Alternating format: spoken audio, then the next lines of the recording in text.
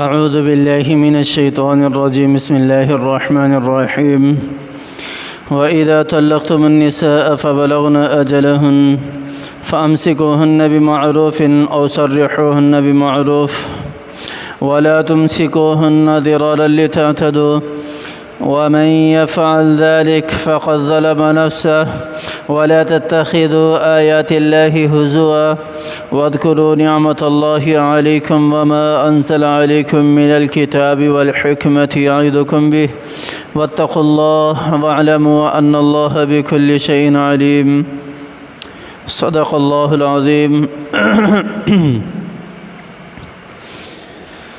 اللہ تعالیٰ نے سورۃ البقرہ کی اس آیت کے اندر ارشاد فرمایا 231 آیت ہے کہ عورت کو طلاق دے کر اور پھر اس سے رجوع فرما کر عورت کو پریشان نہ کرو۔ شرعاً اس کا کیا حکم ہے، شرعاً اس کی کہاں تک گنجائش ہے، کس حد تک گنجائش ہے۔ اچھا، جو اس طرح کرنے والے ہیں پھر اس کے بارے میں میرے اللہ نے اس آیت کے اندر کیا ارشاد فرمایا ہے اس کو بھی بیان کریں گے، لیکن سب سے پہلے یہاں اللہ تعالیٰ نے ذکر کیا وَإِذَا طَلَّقْتُمُ النِّسَاءَ فَبَلَغْنَ أَجَلَهُنَّ، اور جن عورتوں کو طلاق دے دی گئی اگر وہ اپنی مدت کو پہنچ رہی ہیں، عدت پوری کرنے کو پہنچ رہی ہیں، فَأَمْسِكُوهُنَّ بِمَعْرُوفٍ أَوْ سَرِّحُوهُنَّ بِمَعْرُوفٍ، دو طریقے ہیں تمہارے پاس۔ اللہ تعالیٰ فرمانے کہ ایسی عورت کے حوالے سے ان دونوں میں سے کسی ایک کو اختیار کرنے کی اجازت ہے، یا تو اس کو اچھے طریقے سے روک لو، اپنے پاس رجوع کر لو، رجوع کر کے اس کو اپنی بیوی ہی رکھو اور اپنے پاس روک لو، یا پھر اچھے طریقے سے او سرحوہن بمعروف، جو اس کا حق ہے وہ اس کا حق اس کو دے کر مہر وغیرہ جو بھی ہے اگر مؤجل تھا یا اس کے علاوہ اچھے طریقے سے اس کو چھوڑ دو، یعنی طلاق پوری ہونے دو، طلاق دے دو۔ میں نے یہ پچھلے درس میں بتایا بھی تھا کہ شروع زمانے میں اسلام سے پہلے لوگ اس طرح کیا کرتے تھے عورت کو تنگ کرنے کے لیے کہ اسے طلاق دے دیتے تھے، جب وقت پورا ہونے والا ہوتا تھا تو رجوع کر لیتے تھے، پھر طلاق دے دیتے تھے، پھر رجوع کر لیتے تھے۔ اس طرح وہ عورت کو پریشان کیا کرتے تھے، نہ تو وہ عورت کو بالکل چھوڑتے تھے اور نہ ہی عورت کو اپنے پاس بیوی بنا کر رکھتے تھے، عورت کو پریشان کیا ہوا تھا۔ تو اللہ تعالیٰ نے جتنی وہ کیا کہتے ہیں کہ پروٹیکشن اور جتنی سیفٹی اللہ تعالیٰ نے اسلام کے ذریعے عورت کو دی ہے کسی اور مذہب میں نہیں ملتی، کسی اور مذہب میں، کسی اور اسلام میں، کسی اور دین میں نہیں ملتی۔ اللہ تعالیٰ نے عورت کو گھر کی ملکہ کہا ہے، گھر کی ملکہ کہا ہے۔ ملکہ سمجھتے ہو نا کہ عورت گھر کی بادشاہ ہے، گھر کی بادشاہ ہے شوہر کی غیر موجودگی میں، شوہر کی غیر موجودگی میں۔ جب بادشاہ سلامت آ جائیں تو پھر ملکہ کا کوئی حکم نہیں چلتا، یہ تو عام دستور بھی ہے نا۔ تو عورت جو ہے وہ گھر کی ملکہ ہے، لیکن ملکہ وہ پھر بھی رہے گی بادشاہ سلامت کے آنے کے بعد بھی، ایسا نہیں کہ اس کو ملکہ کے عہدے سے ہی اتار دو، ملکہ وہ پھر بھی رہے گی۔ تو اللہ تعالیٰ نے ایک مقام دیا ہے، عورت گھر کی زینت ہے، گھر کی زینت ہے، باہر کی زینت نہیں ہے، بازار گلی چوراہوں کی زینت نہیں ہے۔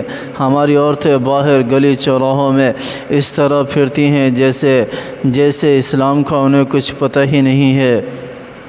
آپ صلی اللہ علیہ وسلم کی حدیث ہے، آپ صلی اللہ علیہ وسلم کا فرمان ہے جس کا مفہوم ہے کہ جو عورت خوشبو لگا کر باہر نکلتی ہے، جو عورت خوشبو لگا کر باہر نکلتی ہے کہ دوسرے مرد اس کی خوشبو کو سونگیں تو وہ جنت کی خوشبو تک بھی نہیں سونگ پائے گی۔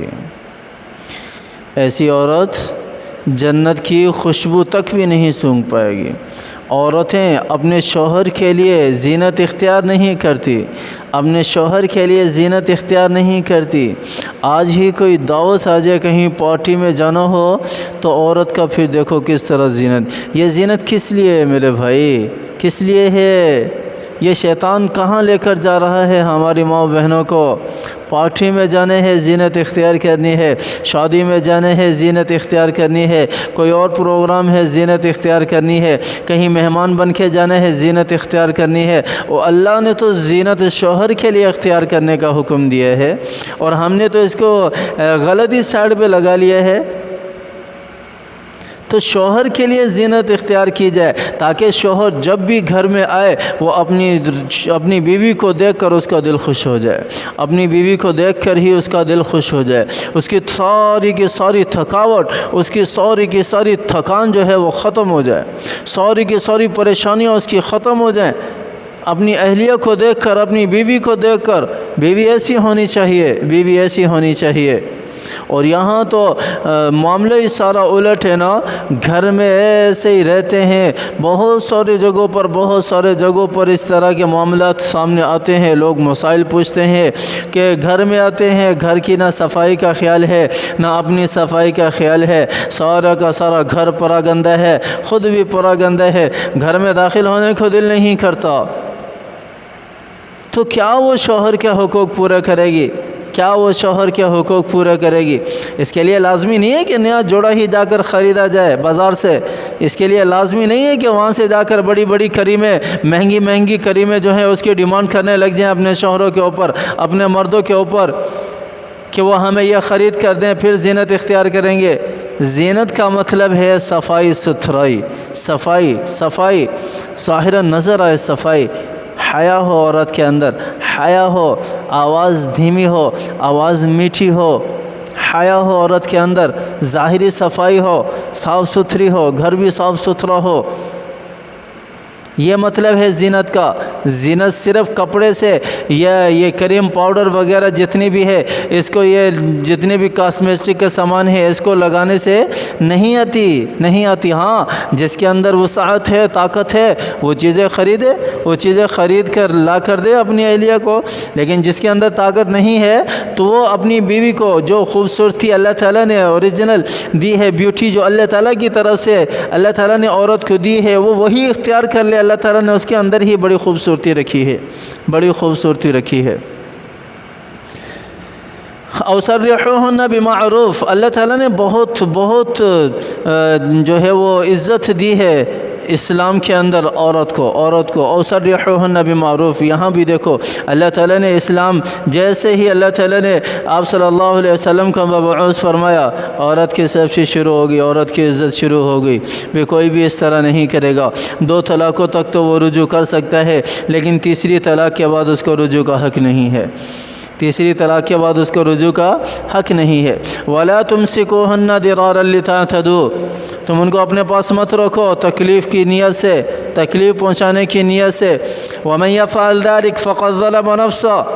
اچھا، جو بھی اس طرح کرے گا وہ اپنے اوپر ظلم کرنے والا ہے، وَلَا تَتَّخِذُوا آيَاتِ اللَّهِ هُزُوًا۔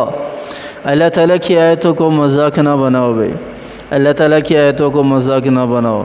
اپنے گھروں کو درست کرو، اپنے لہجوں کو درست کرو، اپنی لائف کو درست کرو، اللہ کی مرضی کے مطابق چلنے کی کوشش کرو۔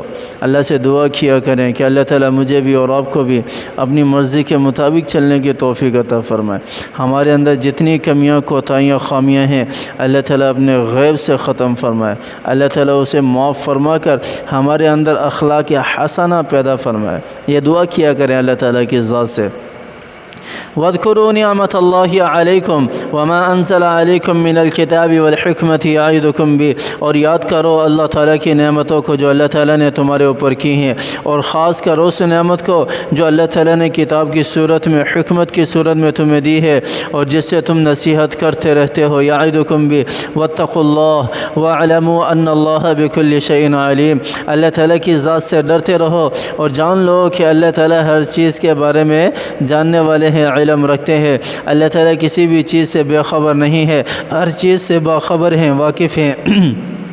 تو اس لیے کوئی بھی کام کریں، کوئی بھی عمل کریں، اللہ تعالیٰ کی ذات کو سامنے رکھ کر کریں۔ ہمارا تو ویسے بھی ہر عمل عبادت ہے، ہر وقت، ہر لمحہ، ہر سیکنڈ عبادت ہے، اگر شریعت محمدی کے مطابق گزارا جائے، اگر شریعت محمدیہ صلی اللہ علیہ وسلم کے مطابق گزارا جائے، اس پر عمل کیا جائے۔ اللہ تعالیٰ مجھے بھی سمجھ عطا فرمائے، قرآن پر عمل کرنے کی توفیق عطا فرمائے۔ اللہ تعالیٰ آپ حضرات کو بھی سمجھ عطا فرمائے۔ اللہ تعالیٰ دنیا اور آخرت میں سرخرو فرمائے، دنیا اور آخرت کے محتاجی اور معذوری سے اللہ کی ذات ہماری حفاظت فرمائے۔ اللہ تعالیٰ دنیاوی اور اخروی محتاجی اور معذوری سے، ذلت اور رسوائی سے اللہ کی ذات ہماری حفاظت فرمائے۔ خاتمہ بالخیر ہو، ایمان والا خاتمہ ہو۔ اللہ تعالیٰ مجھے بھی اور آپ کو بھی سمجھ عطا فرمائے، عمل کرنے کی توفیق عطا فرمائے۔ آمین ثم آمین، وآخر دعوانا ان الحمد للہ رب العالمین۔